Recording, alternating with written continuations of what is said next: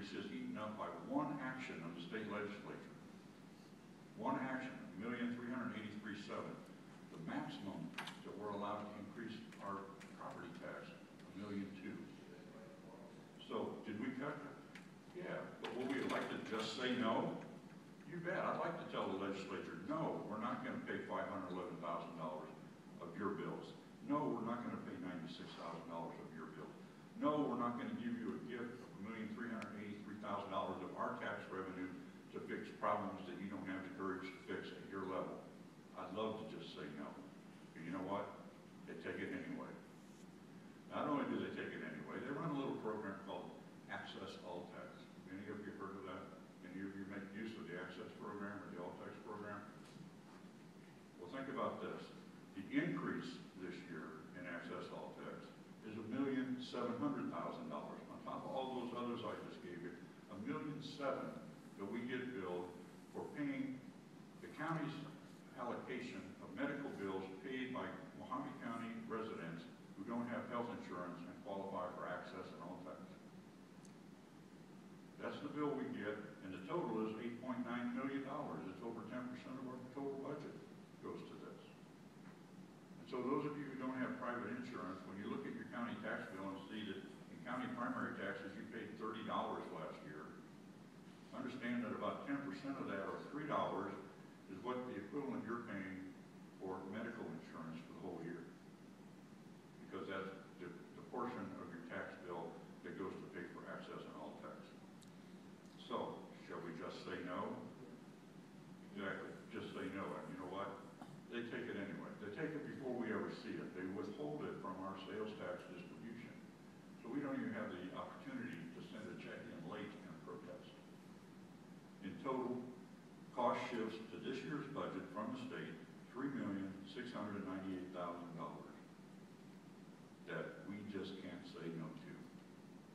It's thrown on our budget without any voice, without our ability to say no. Property tax increase was $1,187,000 total, 2%. Everybody paying their bills, which isn't happening. $1,200,000 in new money to pay $3,698,000 in new costs. So what do? We cut our budget. We cut our budget. If you take the $77 million budget that we're proposing, subtract the $3.7 million in new costs to the state, saying our proposed budget for doing next year what we did last year, $73,600,000. You know, last year's budget was $75,300,000. We cut $1,700,000 out of our budget in real dollars that paid real people to do real jobs for you last year that won't be spent next year. In the general fund, we have approximately 770 positions funded. These are our policemen, these are our jailers, the juvenile detention people, the people that work in probation department, people that work in my office and Ron's office and the supervisor's office, the people that do the building inspections, people that do the planning and zoning work. We contribute to the nursing program and the mental and the health program in the county. All these positions, 777 of them, you know that today 117 of those are vacant. Why? Because we don't have the money. We didn't raise taxes more than we are allowed to. We did cut our budget. We cut our personnel by 117 out of 777. Figure that percentage, those of you who are so good at math. You see that we're making significant cuts in our budget, real dollar cuts, spending less next year than we spent this year. And to have that criticized as we're just not trying hard enough is frankly a little bit insulting. We try very hard. We try very hard, but quite frankly, for us to cut further, you know, we're already hearing complaints about, oh, but my roads aren't getting graded. Do you know how much of the property tax goes to paying for grading your roads? Not one penny. Your road grading all comes from the motor fuel tax that you pay when you buy a gallon of gas. That goes down to the state. They decide how much came from our county, and they send us some back, and we use that to fund our road department. All the projects that we have, the signage project, the striping, the chip sealing, the grading, all that comes out of a tax that's applied every time you buy a gallon of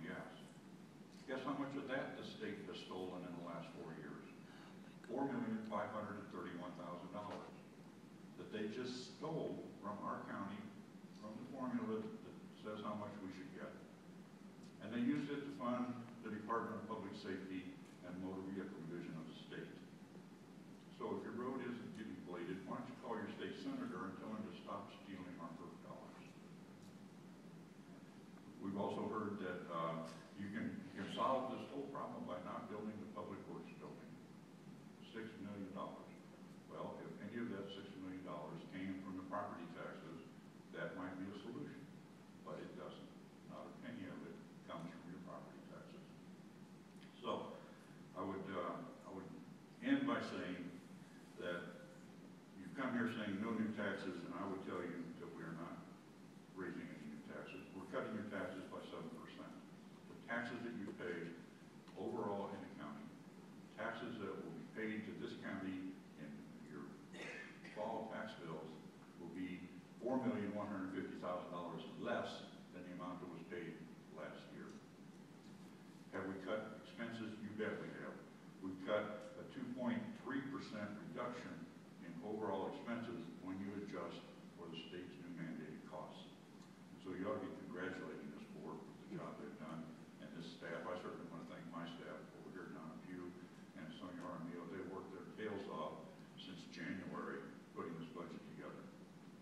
And I think it's a shame that the hard work that does go on here doesn't get recognized, because a few people, for their own personal reasons, want to make something that's good look bad. They want to convince you and scare you that your taxes are going up 25%, when in fact, they're going down. Thank you very much, Mr. Chairman. Thank you. Is any further discussion, board members?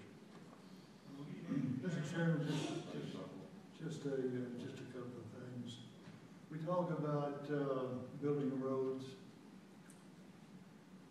Just a short time ago, there was a left turn lane added to Highway 95 between King and Willis Street. Level ground, level road, no bridges, no culverts, no nothing. Cost of that one lane was $995,000. So that gives you a little bit of perspective on what road building costs these days. The other thing, when I first took office, my office was supporting 3 people. Today, I have 1 assistant. Our building inspector in Bullhead City is 1. We even loan him out to Bullhead City to do inspections for them. We have 1 person in the planning and zoning office that works 4.5 days a week. We can't cut back any further in our with our environmental health people, because we are obligated to do restaurant inspections. I could just go on and on and on as to how we have saved money in this county. And are we open for a motion, Mr. Chairman? Sure we are. Walt did close the public hearing on this. Thank you, Mr. Chairman. No, they've closed it, so I can call you back up on item number 70 to go away and have you speak again as if they reopened the public hearing and they closed it. That's just this. May I have a few seconds to respond to what you have just heard? On item number 70, which will be the budget.